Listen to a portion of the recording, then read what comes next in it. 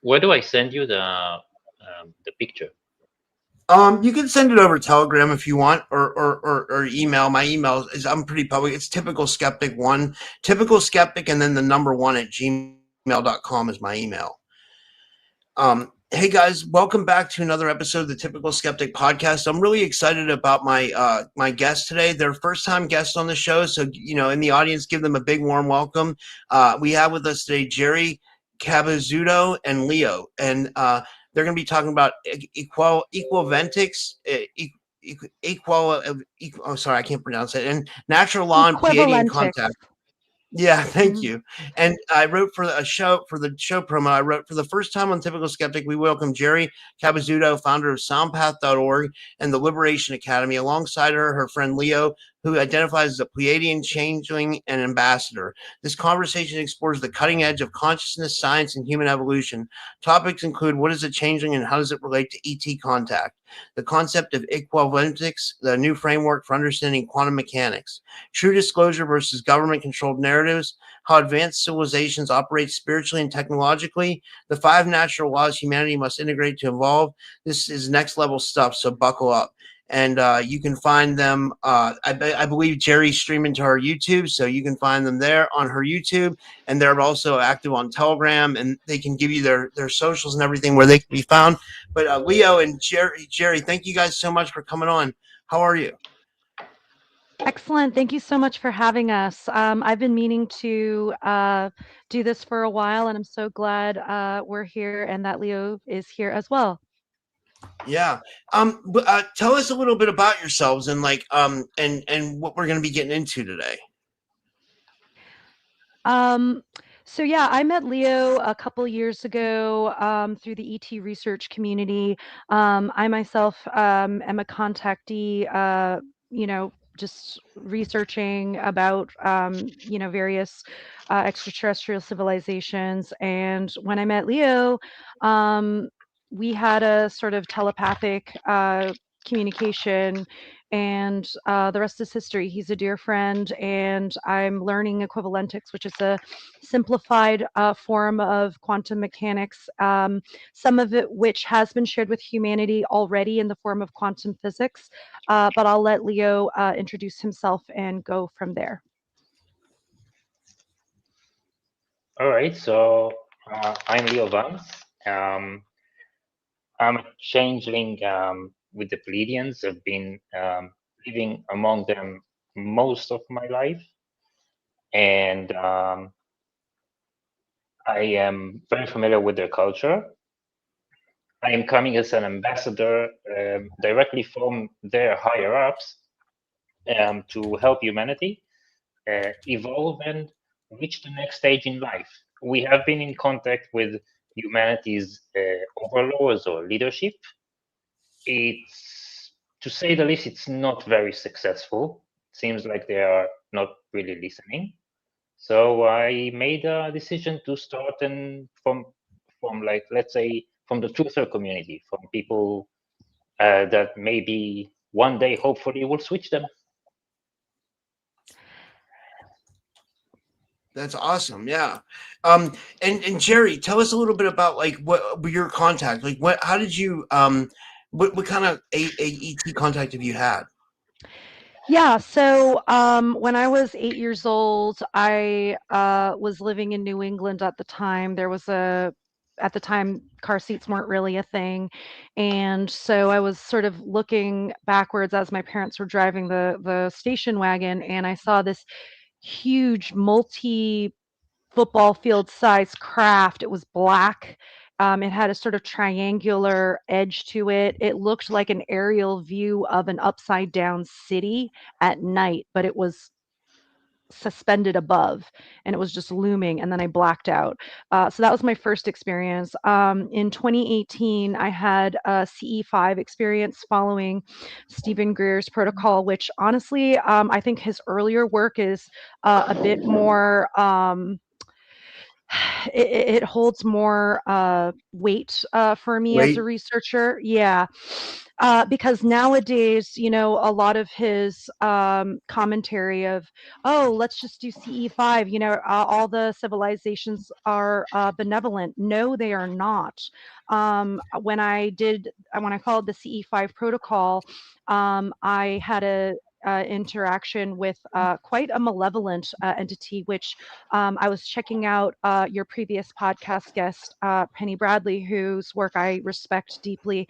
And she was mentioning this group, and I have had interactions with them as well. So not all civilizations here are friendly towards humanity, and for the ones that are benevolent, like Leo's, I can understand why they're careful about who they interact with.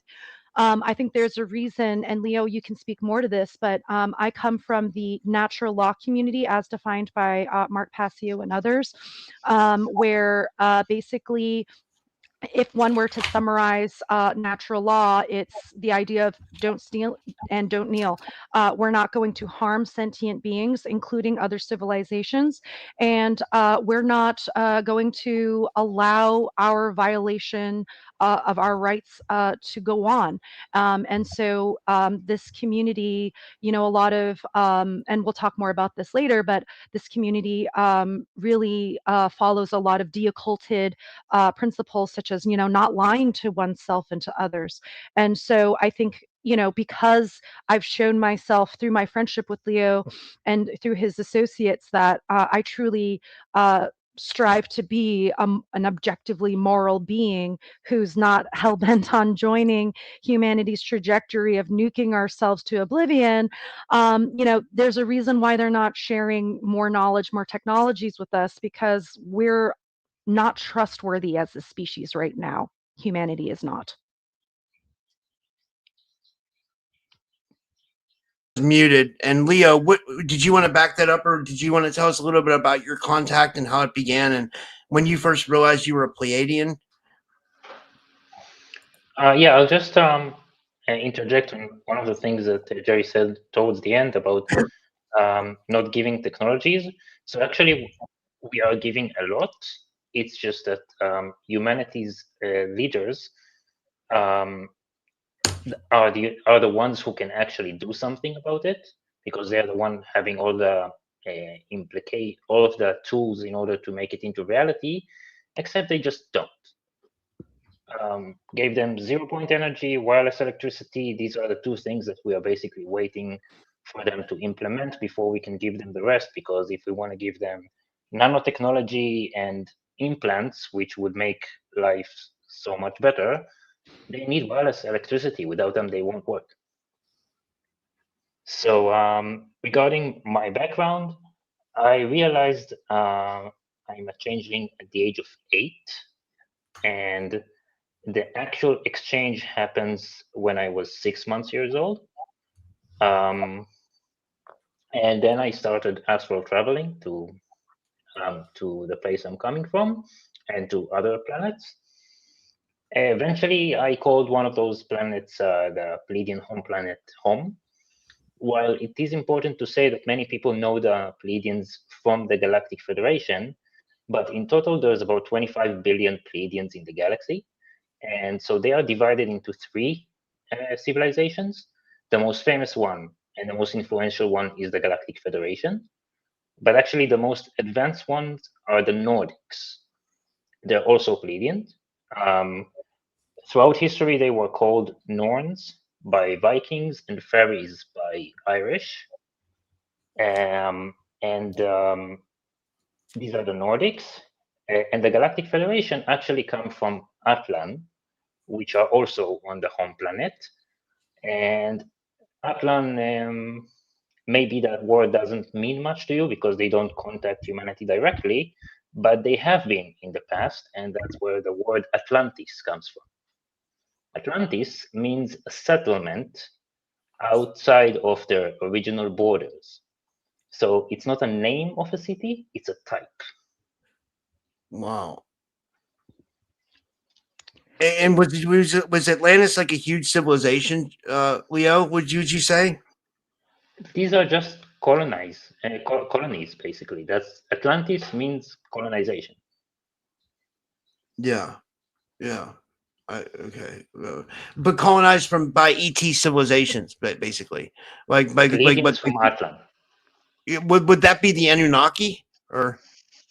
No, it's just Pleiadians from Atlan, and it's not even all Pleiadians. The Nordics are not calling their cities something special. They like to integrate themselves with local population, so they don't like separate themselves. So do you think that there were different ET civilizations that settled in different parts of the world at different times, and that's why maybe humanity we all look different and stuff like that? Yeah, and I don't think it's only Pleiadians, Andromedans as well. Andromedans and Pleiadians are also humanoid. Actually, with Pleiadians, it's very hard to tell that someone is a Pleiadian or a human. With Andromedans, they look a bit differently. But they are both humanoid, so it means they are compatible with humans. And so, yes, they did integrate. Wow, that's cool. And would you say other species did too, like the Anunnaki, reptilians, Lyrans? Like, did we talk about the Lyran wars a lot? Do we have like basis for all that as well? Yeah, just but what kind of Lyrans are we speaking about? There is like the Lyrians, the ones that look like cat people, and there is the Lyrans as the Lyran civilization. That's cool. I didn't know that. That's so interesting to know. Yeah, I had no clue that there was different. I mean, yeah.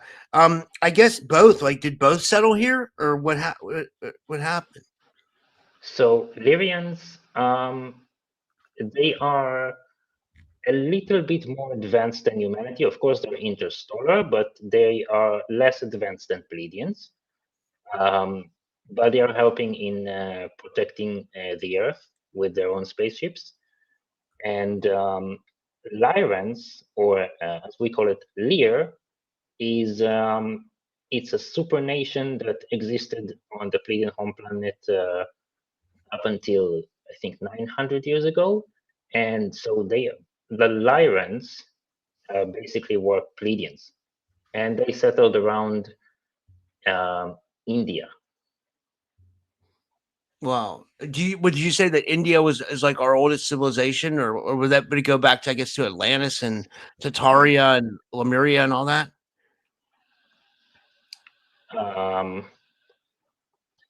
So Sorry, that was kind of. I don't really know about Lemuria. I know I heard that name before. I just don't have much information about what it was actually. I guess that Indian is the oldest civilization that exists today. Obviously, there were other civilizations that don't exist anymore, like Babylon and Sumerian, which are probably much older, and and Assyrian as well. So they were probably older, but they don't exist today. And now about you asked, except for Lemuria, what are the other ones you spoke about? I was saying, maybe, I guess the older civilizations would be like, well, Tartaria was around at some point, and then Atlantis, right? No, so Tartaria is rather new. It's we are not exactly sure where, because it seems we are still researching that that civilization as well. As of now, and I'm saying this is not a complete research, we believe that Tartaria was actually a human civilization. They had Pleiadians with them, but it was run and worked by humans, and they were more advanced than we are today, but they are not very old. They were around 200-300 years ago. Wow. Atlantis, there were, according to Atlantis archives, there were 7 Atlantises across the world in different locations. The earliest one was here 3,000 years ago, and the latest one was here 800 years ago. Yeah. And one thing before we get into the topics for today, I wanted to ask you, because it seems like you know a lot about galactic history and what's going on with the ETs, Leo. Do you think the ETs have anything going on with today's current events, like the war that's going on and all that stuff? Like, do the ETs have an opinion on that, do you think? Yes, they have something to do with the war going on today. They are the ones who prompted in the beginning, because there is an alien invader here, and I'm sure you've already kind of had contact with it. People had contact with it, they just cannot really point their finger on what it is. And the job of the benevolent ETs is to kick them out of here. And they like to reside in specific areas. Usually, they tie themselves deeply with religion because they find the religious people easiest to manipulate. And so, places that are very heavy with religion usually end up as citadels, what we call citadels, which are like almost impenetrable by any light workers. Yeah. So, essentially, Iran is one of them. The people themselves on the streets, they are the victims here. They are like caught in the middle. But right now, this is a war of humans versus humans. We're still kind of waiting for the malevolent alien to come out of its trenches. Hasn't come out yet. Go ahead, Jerry. It sounded like you wanted to respond to that. Yeah, I listened to some of, like I said, some of Penny Bradley's conversation with you, and she directly mentions the jinn, DJINN. So if people want to understand more about the history of this specific malevolent civilization that has plagued humanity for over 40,000 years, I suggest researching that area as a starting point. I noticed in the chat people are wondering what is a changeling, and Leo, you were about to speak about that, so maybe you can go into more detail to kind of explain. Yeah, so in the Irish culture, that's an exchange. In the Scandinavian culture, that's called a changeling. And it happens when an entity which, as far as I know, needs to be compatible with humans, switches the higher self, the original higher self that is attached to the original 3D body, with a different soul. And so the higher self is biologically different, is looking differently, and and then the soul slowly, if it happens from a very early age, it starts to merge, and then you kind of become one, and it becomes your new higher self. Now, if it doesn't happen in a very early age, it might not happen at all. I know a few people that are changelings or exchange that them and the higher self are like completely different entities. They don't even speak with one another. And just imagine living a life where you cannot use your higher self as a better version of you because it doesn't want anything to do with you. But in my case, it happened in a very early age, so I was one of the lucky ones. One of the ways to see that you are yeah, of course, at the age of 8, entities came to me and told me that I was an exchange or a changeling. But then when you go to the astral travel and you look at yourself in the mirror and you're seeing something different from the way that you look on Earth, then you realize it was true. And there's other beings like you. One prominent example is Alex Collier, if people want to follow his work, if they're not already familiar. But there are changelings like you that have gone public. Yeah, according to my personal statistics, 1 in 13 people is a changeling, which is a lot. Looks like you're muted, Rob. How do we know if we're a changeling? Like, what would be a sign, or like? First of all, you will feel like an alien on this planet, like you truly not belong here. It's not like something that you just have sometimes where you feel like you don't belong or you feel like your place is elsewhere. It's like lingering all the time. You always feel like you don't belong anywhere, like you were ripped out of your original place and put somewhere else. So that's one way to know if you're one. The other one is usually you would have light working abilities and also experiences from a very young age. Now, having those experiences doesn't necessarily mean that you're a changeling, but it's a big hint. And the other one is so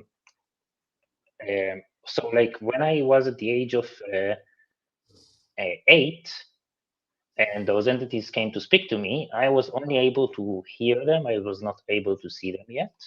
So basically, people that are having what we would call imaginary friends after the age of 4 or 5, it's pretty good, pretty big flag that maybe those imaginary friends are not really imaginary and not always friends. I love that. Yeah. And we were going to get into Jerry. We were going to get into some stuff that you guys are working on, like Equivalentics. What is this? You said it's the new framework for understanding quantum mechanics. Yes. So I've been talking with Leo, befriending him, learning Equivalentics, and people need to go through their own trivium process to understand disclosure. And what I mean by this, the trivium is a classical method of understanding knowledge, reality.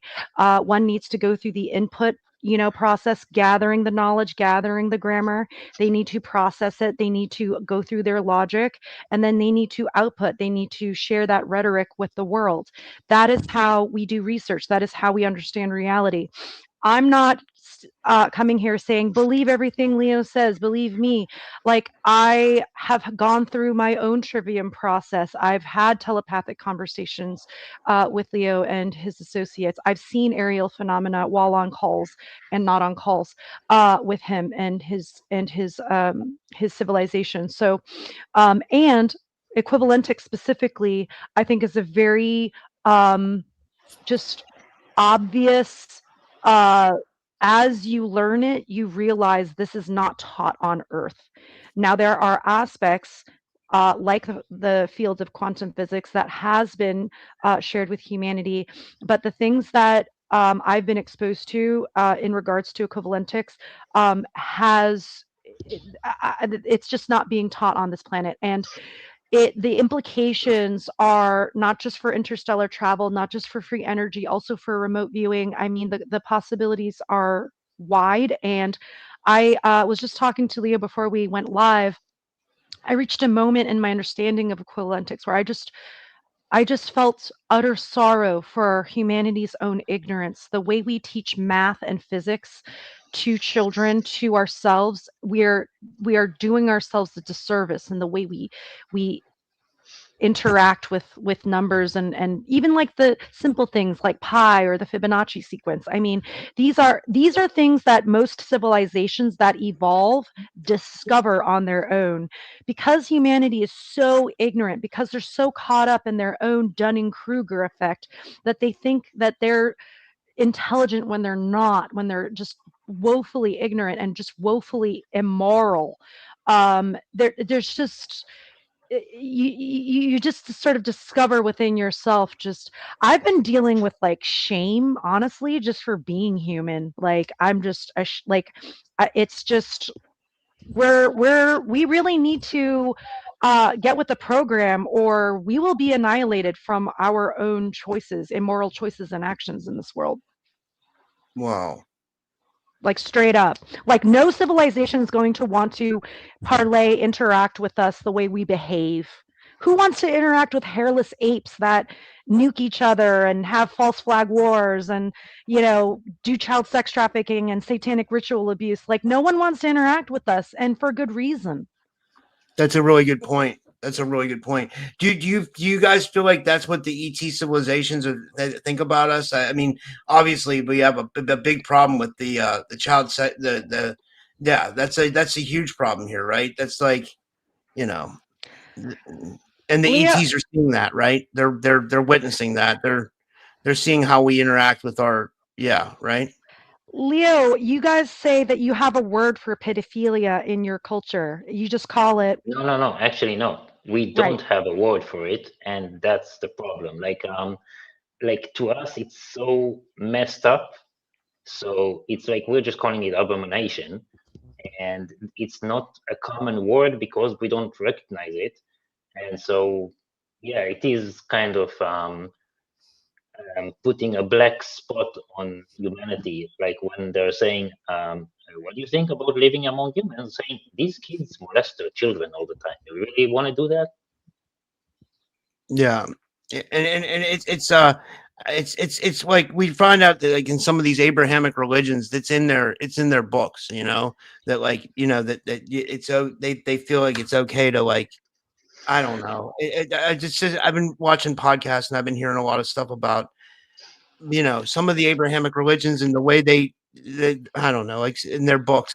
Yeah, I don't know if I should go into that because I don't want to get the video taken down from YouTube. But yeah, uh, I yeah, mean, well, at the end of the day, if anyone wants to do satanic ritual abuse survivor research stories, and you'll notice that the ET research community and the SRA research community are there. There's a convergence point. They are engaging the parasite class is engaging in massive child sacrifice to open portals for these malevolent civilizations to enter our realm. That is what is happening. On a literal level, our immoral actions in funding these wars through taxes, through just our slavery, abdicating our power to authority, to man-made authority, we are summoning these malevolent entities into our realm by not wow, taking a stand against our governments, by not taking a stand against man-made authority worldwide. We are Actually, reaping what the we bigger sow. problem are the religious institutes. They are bigger traffickers than the government. Well, that's that a good point. too. I mean, it's all religion, right? Like government is a religion, religion's a No, religion, it's it's not all all religion. religion. It's not Hmm. all religion, but it is more common with religion. Hmm. Yeah, I would agree with that. I would agree absolutely. Yeah, it's kind of embedded in some of them. It's yeah. Man, I'm trying to think. I think it's more Uh, than indoctrination. The fact that no one is, when you have a religion or like a priest or a guru, you don't question anything they say, and they don't question anything they read or like touch with other entities. And the result is that they can be manipulated very easily. absolutely. And this is literally like in class one of Equivalentics, which is available on godislovetruthfreedom.com, as well as my YouTube, Rumble, Odyssey, and Spotify, and onegreatworknetwork.com channels. We're in class one, I corrected Leo, and that's part of how the reason why Pleiadians have advanced is because they're not afraid of questioning the authority figure, the teacher. It's encouraged. You want to go more into that, Leo? Yeah, I even say that um, we would make mistakes, and we would actually tell the students that it's their responsibility to point out those mistakes. Now, of course, it's not that everyone really does make mistakes. Sometimes they are like fanatics and are um, perfectionists, so they never make mistakes. So they're encouraged by the Ministry of Science to insert mistakes on purpose so that students would be able to point them out because it's part of the understanding process. It's part of the learning process that when they feel confident enough to point to a mistake that the teacher was doing. That's a good point. No.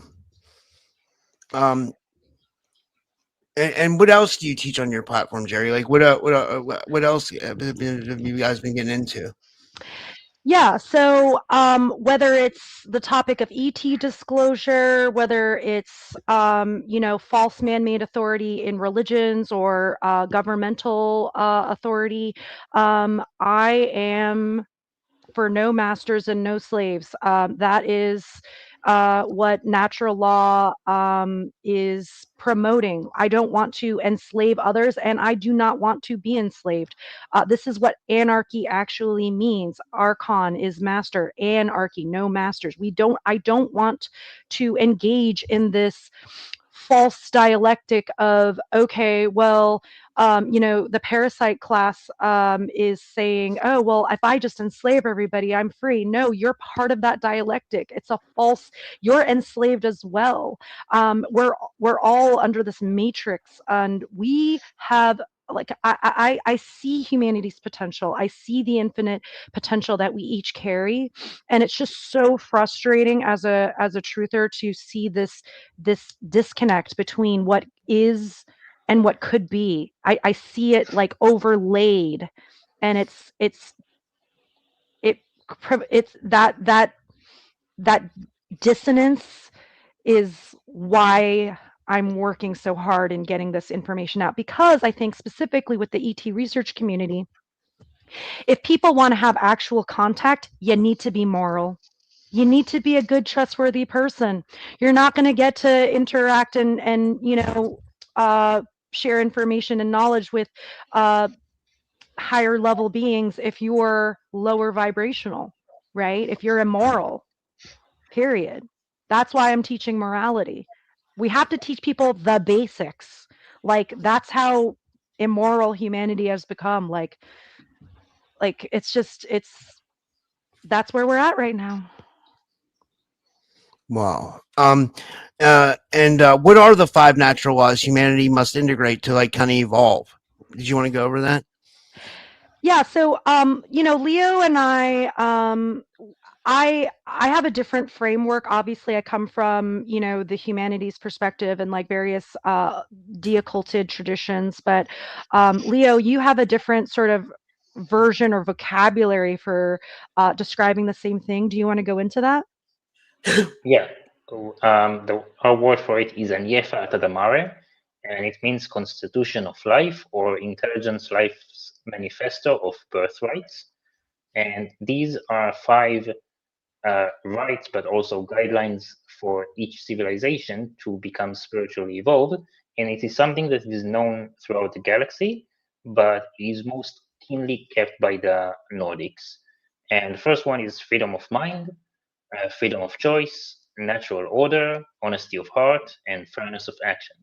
So freedom of mind means basically don't lie to people, but also be fully transparent if you're being asked, but also be transparent about the fact of having hazardous information, which is information that can cause you distress or being upset, and usually you cannot do anything about it, and you cannot unknow something. So part of that being freedom of action is making sure that people understand that the answer that they're going to get is not something they would make them happy necessarily. So it's something that we kind of have to come clean before we actually say something. And then so usually we won't say something unless we're being asked about it. Freedom of choice is basically no manipulation, don't lie, don't try to push towards a certain agenda. Um, don't use stuff like MK Ultra, it's just wrong. A third, natural order of things. This has to do with respecting nature and doing things like they are in nature. So, like, I'll give you something that it's probably very unique to Nordics. You have a freedom in life, but you have a freedom in death as well. So, if someone wants to leave the world, no one is trying to stop them. So this is part of natural order, and also, don't kill trees that are not already dead. Don't harm animals. stuff like that. Honesty of heart is so actually honesty of heart is the don't lie and don't manipulate, and the freedom of choice and freedom of mind, that's the transparency versus hazardous information. And then fairness of action is win-win. So like most of the human economy is based on win-lose, and in our culture we believe that if you think deeply on every situation, you can, by being fair to yourself and others, you can always reach a situation of win-win, because even if, let's say, I'm getting something that I need and you have plenty of, you can get something from me that I don't need and I have plenty of, and that's win-win. So one is exchanging money for, let's say, knowledge.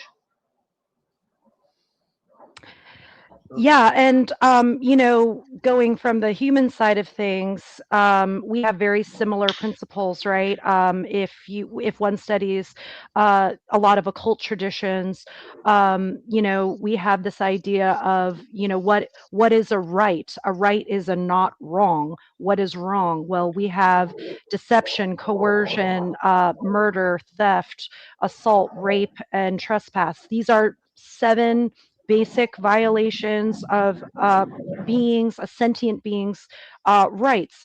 And anything one does outside of that, they're free to do. And within that, a lot of the concepts are similar, where, like I said, stop lying to yourself and to others. And with regard to the I think, Leo, you called it the freedom of heart. There are 7 hermetic principles as outlined in the Kybalion, with mentalism, correspondence, vibration, polarity, rhythm, cause and effect, and gender.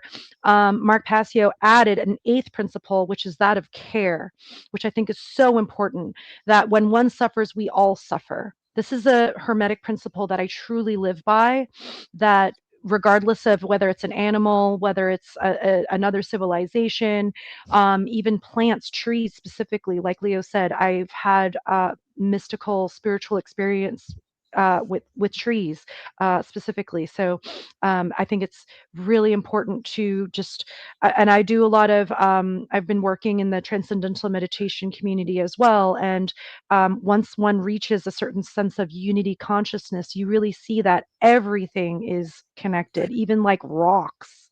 I mean, everything has a sort of what Leo and his civilization would describe as Shem, or soul energy.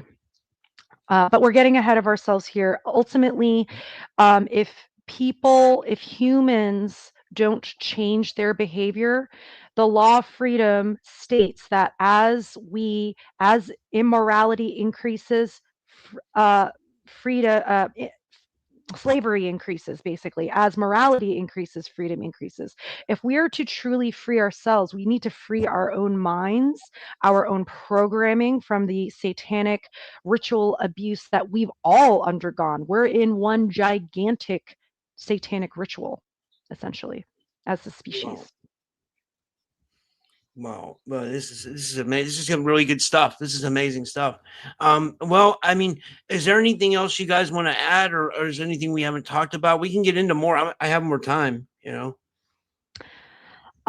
Yeah, well, I know that we wanted to talk a little bit about true disclosure versus government disclosure, and I think this is a really important concept to understand. I've met a lot of people in the truther community that are like all excited about the white hats and Q and all this, and to that I say, be very careful and discerning, right? If the military industrial complex is giving you a version of disclosure, you have to ask why. Why are we waiting for the government to give us disclosure, if not for reifying the chain of obedience that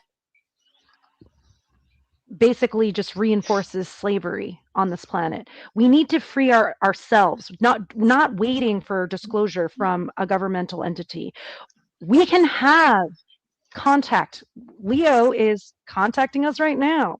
I mean, we can all engage in astral travel. We can all engage in actual contact. We don't need to have it mediated through a governmental body. And so I just anything you guys want to add to that point? So Leo, maybe, yeah. The disclosure, this is something to understand, and this is relatable to anyone, including myself. Learn to question and not take things for granted. Always believe there is an agenda, even if you cannot see it right away. No one is without an agenda. Like, my agenda is to help humanity so that maybe one day they can start not outsourcing, exporting their creativity to the galaxy, because it is well known that humans are probably the most creative species out there. While there are others that are very intelligent, the statistics for a creative human are much higher than anyone else. And many times, Pleiadians, especially Nordics, like to come here and learn from humans and copy what they're doing, because they are just very unique and abstract. And so, so this is my agenda.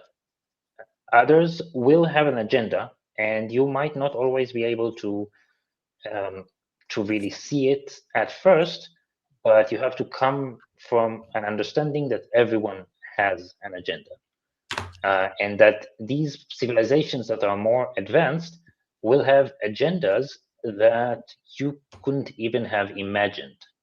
So just knowing that they have that agenda will help you see things more clearly for what they are. And I also understand with creativity comes that culture of lying, but this is not unique to humans. Other civilizations lie as well, or sometimes they hide the truth, Pleiadians included.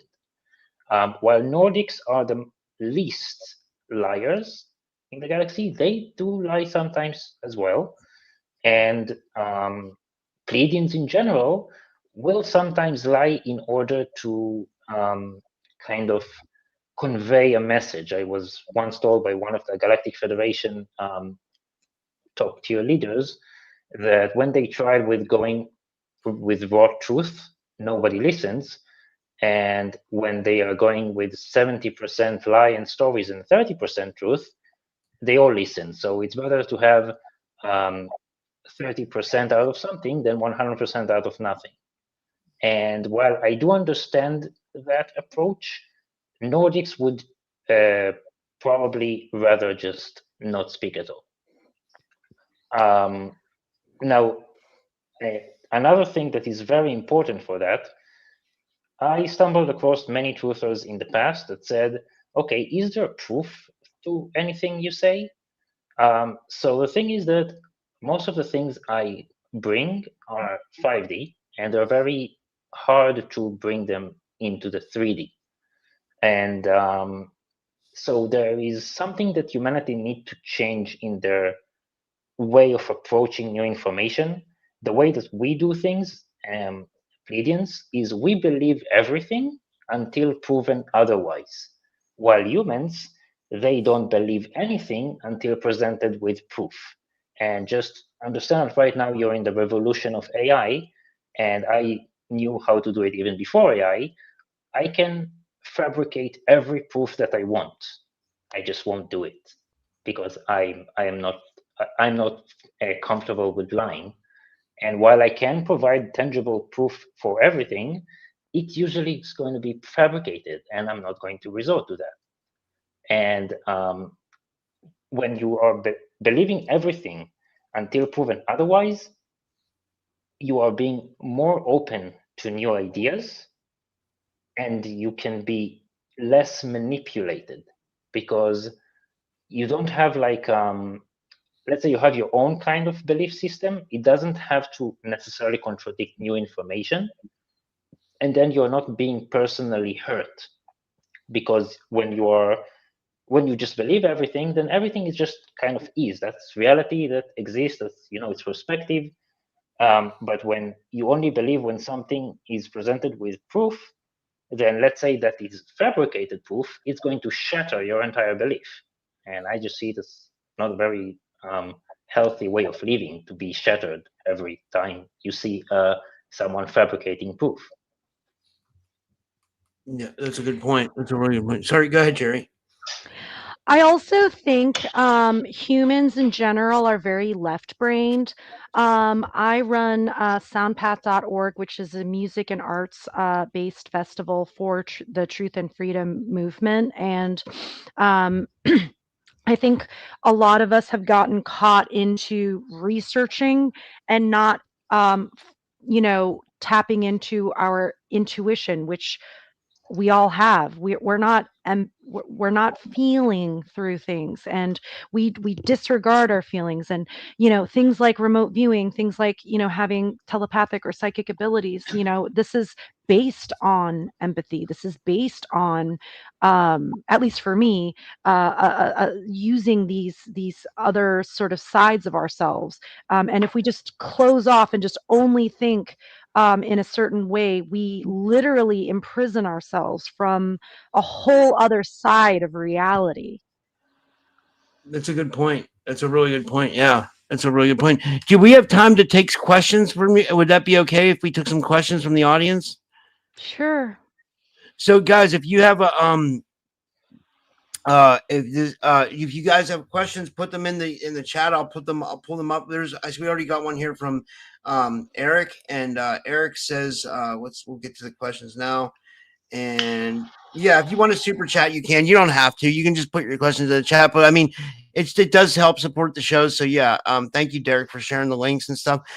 Eric says, this is a lot of info as suggested above in a format that can be used to teach, let's say, in a fifth grader, I guess he's trying to say.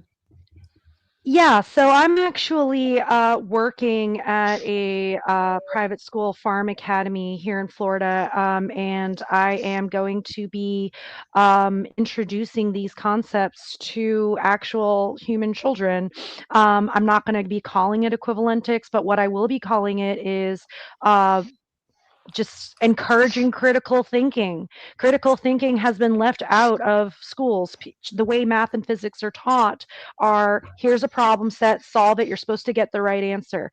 The way mathematics and physics are taught in with Pleiadians is completely different. Leo, do you want to talk more about that? We are just teaching different things to children, and sometimes when people ask me if they're already like in the education industry, I would give them tips on the way we do things. We do things differently. Sometimes it can be controversial to people. It's one of those things is because we are not afraid of putting of like being in danger, you can say. Of course, we protect the children very well, but we are also exposing them to it because it's death is part of life, and so we're not afraid of it. It's just something we understand that exists. Without death, you cannot cherish life. Infinite creatures are envious of finite creatures because they can have a purpose, but infinite creatures, they will live forever. They don't care. And so we believe it's a very important thing. So like instead of PE, we have survival lessons and stuff like that. So like we just do things differently. We encourage questioning of the children, physical experiences, teaching them things that are real. For example, in Equivalentics, I keep telling students, it doesn't matter. We actually encourage them to cheat. Sometimes we even teach them how to cheat. And it's about getting to the right answer. I know that, let's say, in human teachings, it's all about the way that I taught you to do stuff. No, we don't care. We want like the correct answer. It doesn't matter to me how you got to it. If you got the wrong answer, I would like to see your way. So just make sure one of two things happens. Either you're always correct, which means you're checking yourself, or you're showing me how you did stuff. So sometimes by students showing how they did stuff, we can discover new things of doing things more efficiently. So we are all about cheating because cheating gets you faster to places. And why having the correct answer is so important, because let's say equivalentics, for example, is very important if you're going to navigate the galaxy, because it's a multi-dimensional structure. So it's not something that you easily see always. And when you're traveling at very high speeds, then you don't have the option to correct your trajectory until it's too late. So let's say I done everything right, exactly the way I was taught, but I got something wrong and I ended up inside the sun. It doesn't matter. Well, I love that. Yeah. This is really good stuff. I'm just going through some of the comments here. Let me see here. This is Chase Smith. He says, much love for this Rob, Jerry, and Leo. Woo chatting, folks. This is a great show. Passio is a good but so abrasive. Bring discernment to the youth. Jerry, thank y'all. He says, I just want to say I really admire Mark Passio's work. If people want to check out whatonearthishappening.com, his work as well as other people's work, Laura Eisenhower's work was instrumental as well for me. Jay Parker's work. Jay Parker's work really shows the intersection between the SRA research field and the ET research field. So I highly encourage those that aren't familiar with his work. He's on the onegreatworknetwork.com. But yeah, everyone's got their different rhetoric style, right? I'm here to, Leo mentioned agendas. My agenda is to see humanity evolve. My agenda is to see us not be enslaved anymore by our own minds, by our own programming that we put upon ourselves. That's my agenda. I agree that he's abrasive, though, and I see it sometimes as a good thing. Yeah, it's not for children, but at least you know that he's being honest, because you're seeing his emotions like right there on the table. That's a good point. And there's also this idea of sacred anger, right? Like if you aren't upset about the immoral, horrible things happening, like what's wrong with you? Like we should be upset. Yeah. This one's from Derek, and he says, if I missed a question, sorry. It says, question, what are y'all's thoughts on 2027 and the non-human intelligence full disclosure? Again, I think that people should just be very discerning with regard to government mediated disclosure. Leo, do you want to add to this? I can sum it up in 2 words, and it's just something that you need to be expecting, and you probably already know it: fear porn. Yeah, that's not good. Yeah, I agree. And maybe we'll just do one more question. This is from Eric, and this is a good one. And he says, how do you recommend we can spread this education to the masses now? Agree with your messages. The education system is falling short. We need a quick spread before it's too late. Yeah, so I can speak to this, and I'm open with my kids. My kids have asked me, "Hey, are aliens real?" I said, "Yes, they are, but there are good ones and bad ones, right? And some try to stay clear of us. So just being honest with kids. There's no such thing as Santa Claus. That's bullshit. Just being honest, and that starts with the parenting. Parents need themselves to be honest with themselves, with their own programming, with their own childhood wounding, with their own prison that they put themselves in, so that we don't pass on this prison mindset to our children. The Liberation Academy.education, I'm going to be revamping that program with the school that I'm working at locally here in Florida for an after school program collaboration. My friend Corey Endrelot, if people want to check his work on the onegreatworknetwork.com website, he's launching a food forest sort of collective homeschooling initiative where we're gathering homeschooling curriculum for families to teach their own kids and take charge of how we teach our children. We don't need to give our kids over to the state to have them indoctrinated. We can, you know, as a collective, work together to do the work ourselves as parents. Yeah, but this was great, guys. Thank you. Sorry, I we had just one moment, Robert. I just I picked up 2 questions from the audience that I would like to answer briefly, if that's okay. Sure. So one from Karen McDonald. What is my culture defined as? So that's Pleiadian Nordics. Today it is known as Florine or Flourish culture. This is just as a name. And the other one, now here in noon, no time. I want to know more about paradoxes, so I can give you like something small from Equivalentics. And it's something that also exists in human math. They just don't really speak about it. So pi is the ratio between the circumference of a circle to its diameter. And now it is a number that has infinite amount of numbers after the decimal point.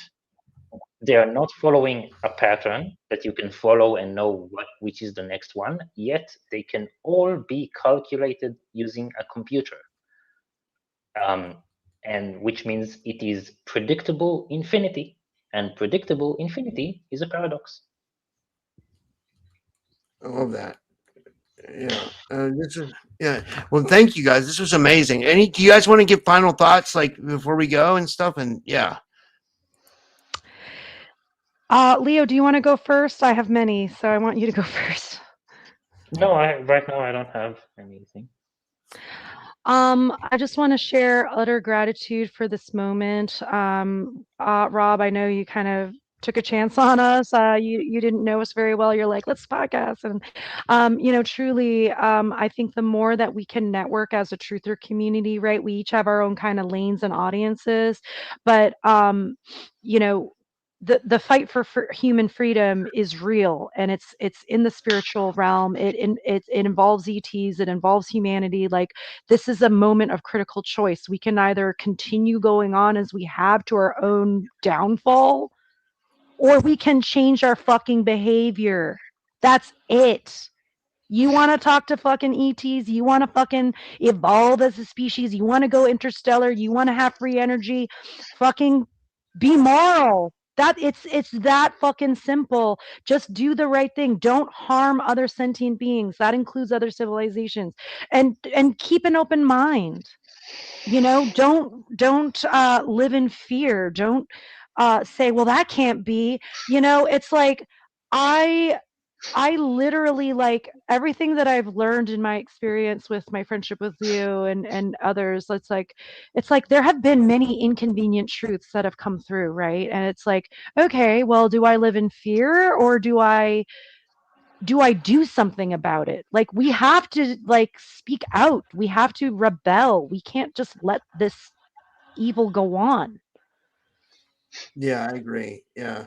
And it's like we keep getting into these wars, like, you know, it's I think it's time for this to stop. You know what I mean? It's time for this to, like, you know, for us to, like, progress as a species and move on from, like, these constant wars, you know. Like, since I've been alive on this planet, you know, we had the first Gulf War, then we had the Iraq War, then the Afghanistan War, and now the Iran War. I'm 46 years old, and I've been, you know what I mean? So think about it. It's been wars since I've been like 10 years old, you know?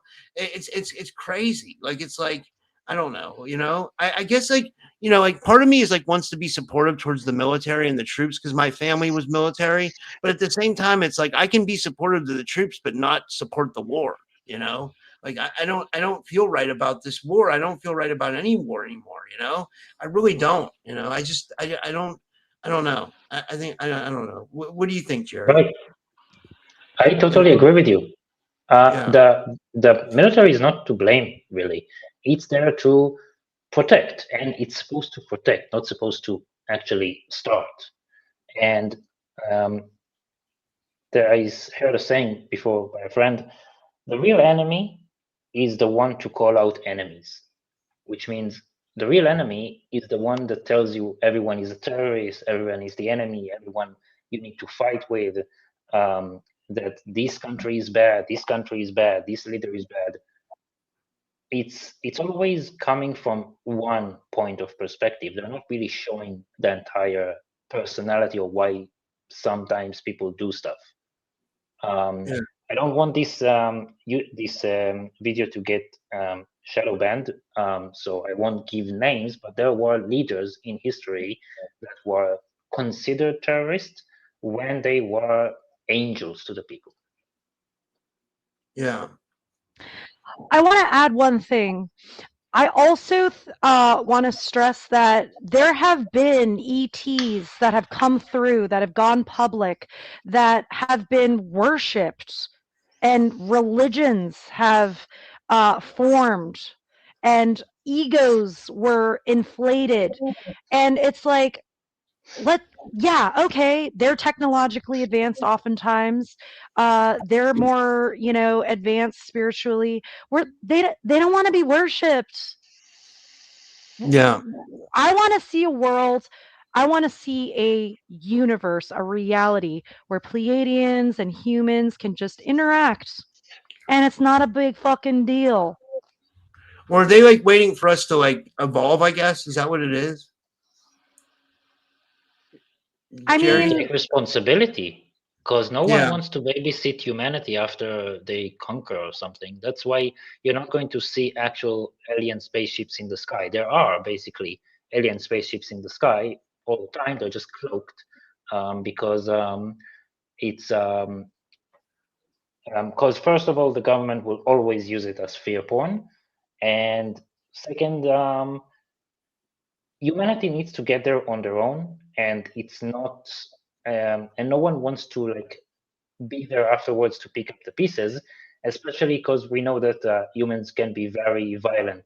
Like, this is well-known fact in the universe that humans is the only civilization that was able to invent the nuke before becoming interstellar. Yeah. Yeah. And it's scary. it is scary. It's horrible. Yeah. Like, this is like the apex of human intellect, to like we could have free energy, and instead we created a fucking nuclear bombs. Like, what a waste of intellect. Truly.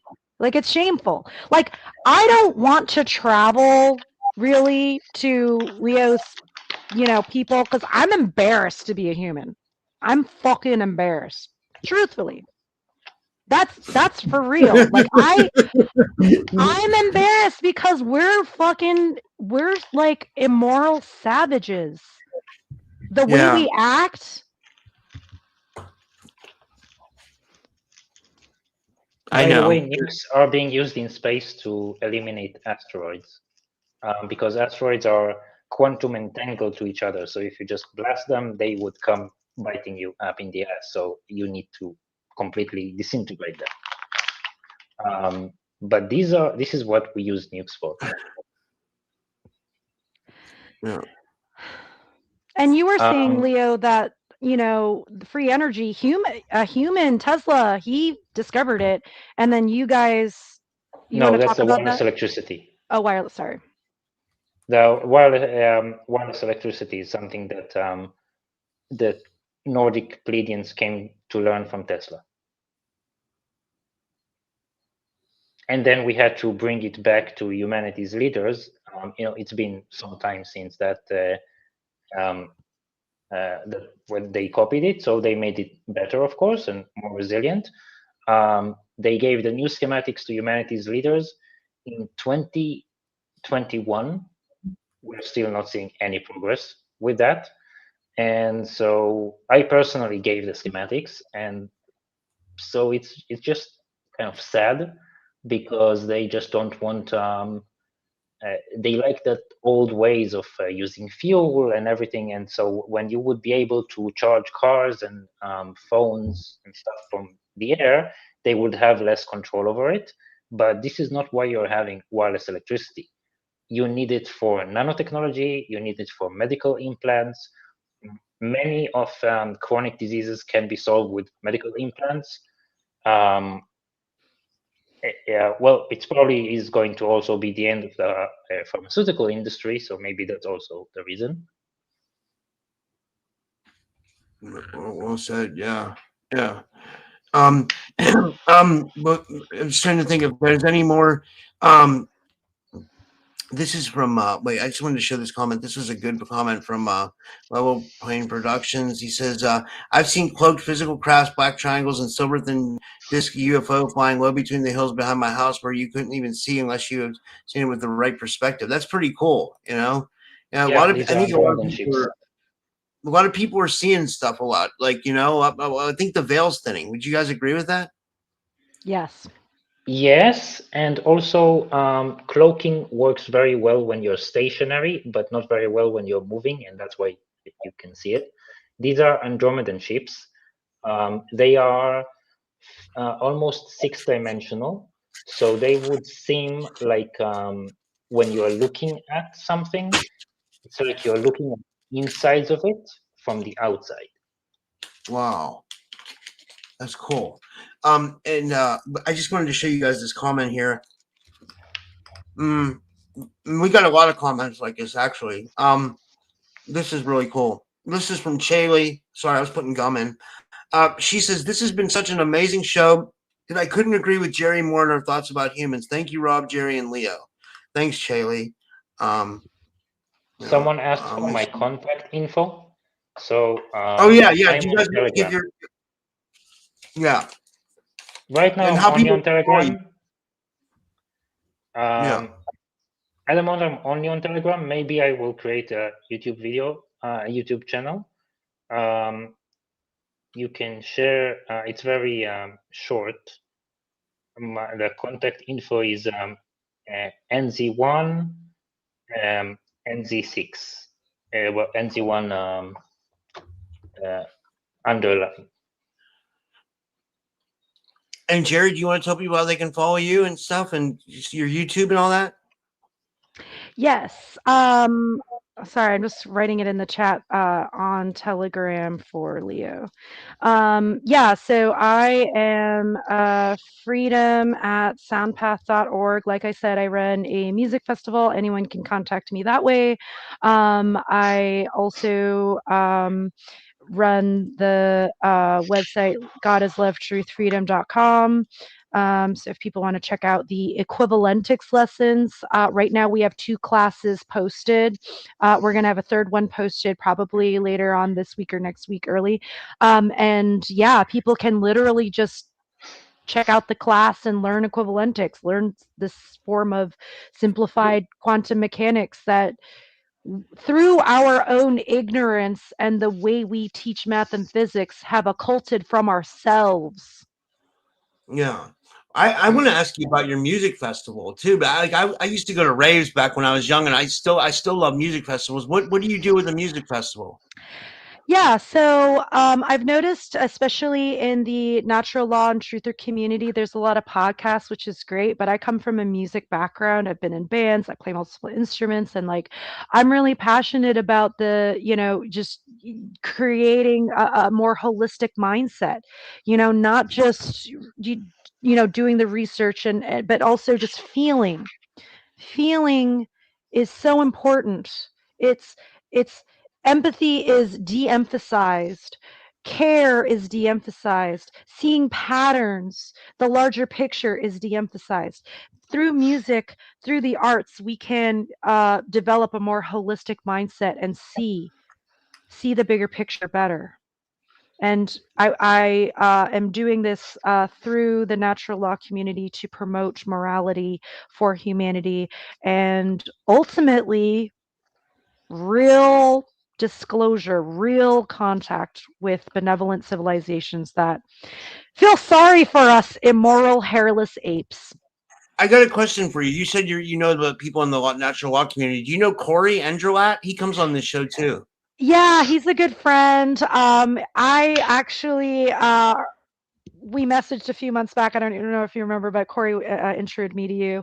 And yeah, he's the one who I was mentioning runs the Bigfoot Food Forest. If people want to check out BigfootFlorida.com. And actually, Ryan Golembeski, who owns the land, he's a land partner. I did an episode on my channel interviewing him because he's a ancient hominid researcher. He is really into cryptids and has had many interactions with Sasquatch, with Bigfoot, and he runs conferences surrounding this. There have been Bigfoot sightings on the property, not by me, but by others. I've had a Bigfoot contact experience myself. So, there's just so many species here that we don't see, that we choose not to see through our own just like, what was that? Oh, that can't be anything. We literally lie to ourselves as reality hits us. We hold ourselves back through ignoring what's in front of us. Yeah, and Derek wants to know: are you guys close to Northeast Florida? We're more in the Tampa, Newport Richey, Tarpon Springs area. So if folks want to check out BigfootFlorida.com, would love to have you join us in planting, because we don't need to rely on grocery stores and companies to feed our communities. We can just grow shit ourselves. Yeah, they poison it anyway. And they poison it anyway. Right. Yeah. All right. Well, thank you so much, guys. This was great. And I appreciate you guys coming on, and thank you everybody for tuning in tonight. And I'll see everybody tomorrow, and have